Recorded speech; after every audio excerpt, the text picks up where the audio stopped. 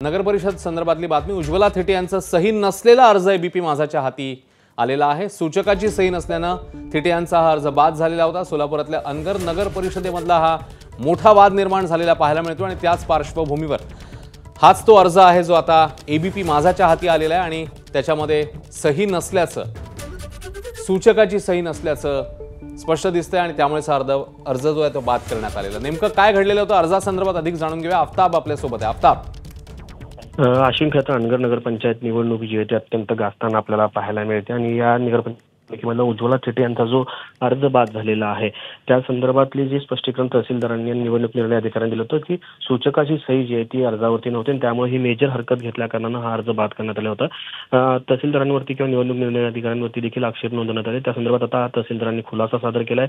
Even त्यांनी जो पुरावा आहे तो देखील दिलेला आहे। अर्जाची जी मूळ प्रत आहे त्या प्रतवरती कुठलीही सही सूचकाची दिसून येत नाही आणि हाच अर्ज जो आहे तो आता एबीपी माझाच्या हाती लागलाय। खरं तर जी निवडणूक कार्यपद्धती आहे त्यानुसार उज्ज्वला थेटे यांना तहसीलदार किंवा निवडणूक निर्णय अधिकाऱ्यांनी एक नोटीस देऊन देखील कळवलेलं होतं की उमेदवाराच्या नामनिर्देशन पत्रावर सूचकाची सही असणं अनिवार्य आहे आणि प्राथमिक तपासणी करताना सूचकाची सही नाही आहे आणि त्यामुळे तुम्ही हे पूर्तता करण्यासाठी कार्यालयात यावं अशा पद्धतीची नोटीस देण्यात त्यांना आलेली होती। मात्र त्यांनी जो पत्ता निवडणूक अर्ज दाखल करताना दिलाय त्या पत्त्यावरती ही नोटीस दाखवताना ते घरी उपलब्ध नव्हत्या, त्यामुळे त्यांच्या दरवाजावरती ही नोटीस कार्यालयानं लावून आलेली होती।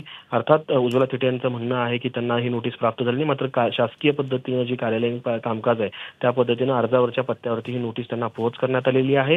अर्जावरती सही नसल्याचं देखील पुरावा आता निवडणूक निर्णय अधिकाऱ्यांनी सर्वांसमोर उपलब्ध करून दिलेला आहे। अश्विन, धन्यवाद आफ्ताब या सगळ्या सविस्तर माहितीबद्दल।